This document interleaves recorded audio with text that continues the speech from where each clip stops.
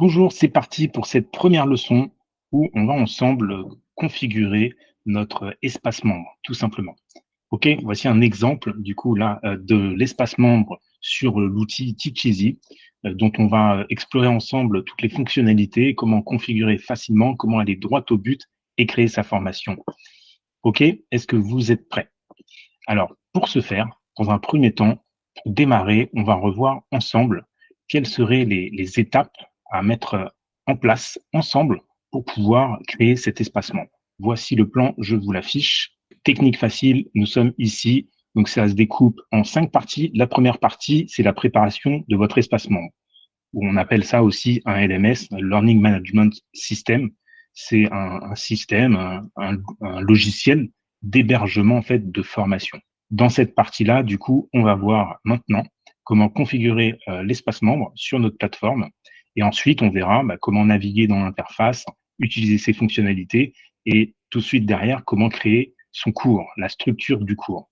Et bien, tout simplement, vous allez récupérer un lien qui se trouve, je vais vous l'afficher maintenant, qui se trouve sur la page, juste au-dessus de la vidéo. Ça s'appelle lien de parrainage pour s'abonner à Teacheasy, qui est juste ici, tout simplement, voilà, que vous allez pouvoir retrouver. Hop là, ici, vous prenez ce lien, et une fois qu'on a ce lien, et ben, tout simplement, je me connecte et on va le faire ensemble. J'ouvre ce lien, vous cliquez dessus, vous pouvez l'ouvrir dans une nouvelle fenêtre. Une fois que ce sera ouvert, qu'est-ce qu'on va voir? Attention, je vous montre ça. On arrive ici. Mon nom, test, mon nom, mon adresse mail. Je vais prendre par exemple une autre adresse mail. Hop, comme ceci. Je vais mettre un mot de passe. Hop, j'accepte les conditions. En dessous, est-ce que je veux recevoir la lettre de Teacheasy? À vous de voir si vous voulez avoir les conseils de Teacheasy ou pas. Et vous faites s'inscrire. Alors, le mot de passe avec.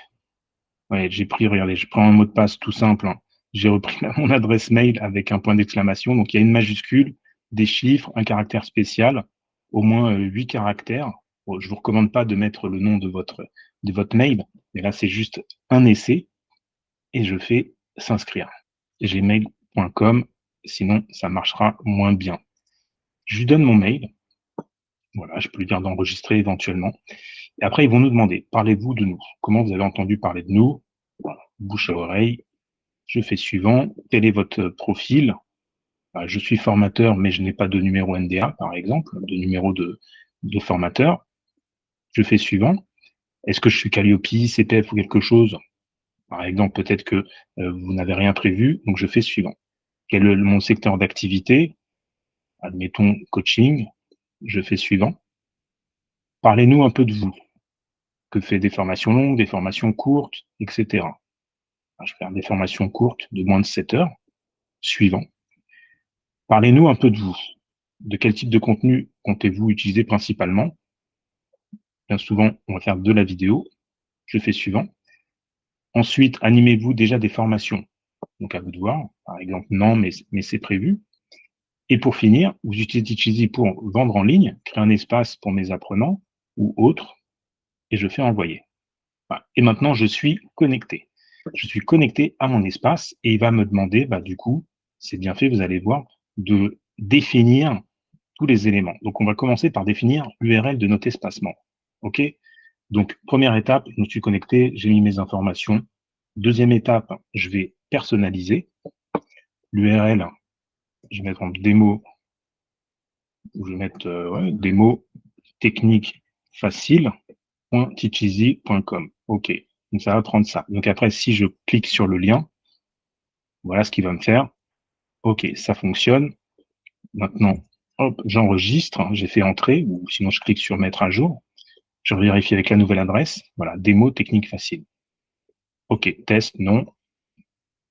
On est tout bon. Alors, le nom de l'espace, je peux l'appeler autrement. Technique facile. Je mets à jour et je vérifie. OK, il a bien pris. C'est toujours bien de vérifier. Après, si j'ai un nom de domaine, je vais utiliser mon nom de domaine, je vais pouvoir l'utiliser. Par contre, il va falloir passer en abonnement payant.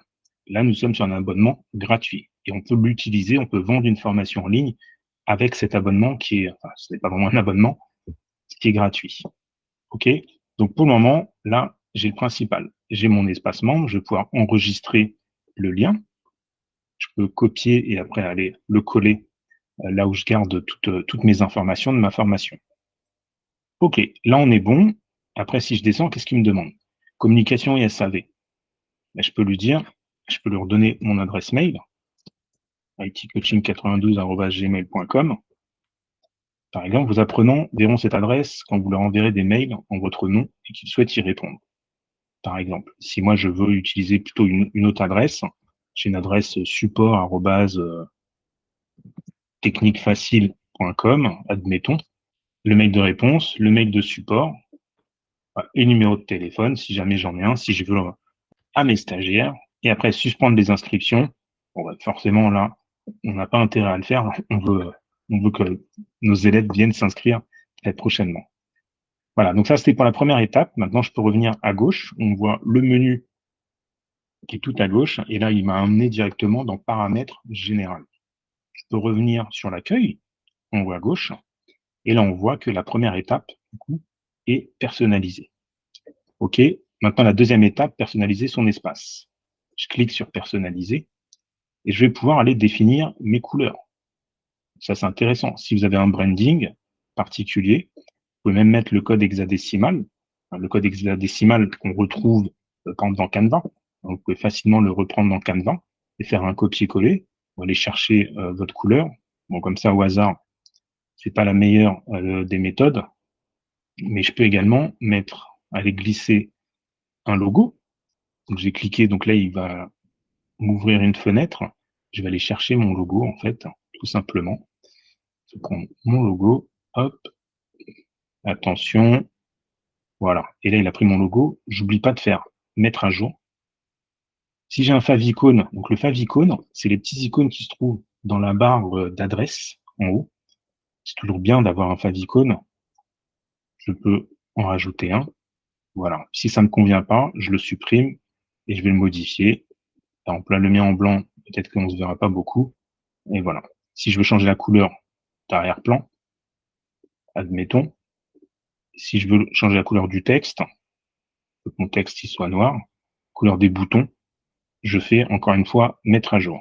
Voilà. Je peux même mettre le lien dans mes réseaux sociaux si ça vous intéresse. Donc, je vais pouvoir choisir dans la liste ce que je vais mettre. Par exemple, je vais mettre mon Instagram. Hop, j'ai collé, je fais ajouter. Voilà, il m'a bien mis le lien en bas. Si jamais je veux en rajouter un autre, mettre mon LinkedIn, par exemple, hop, et j'ai mis mon LinkedIn. Voilà, c'est pas le vrai LinkedIn, c'était juste pour vous montrer. Donc, j'ai bien fait une mise à jour. Votre compte, veuillez activer votre compte. Un mail a été envoyé.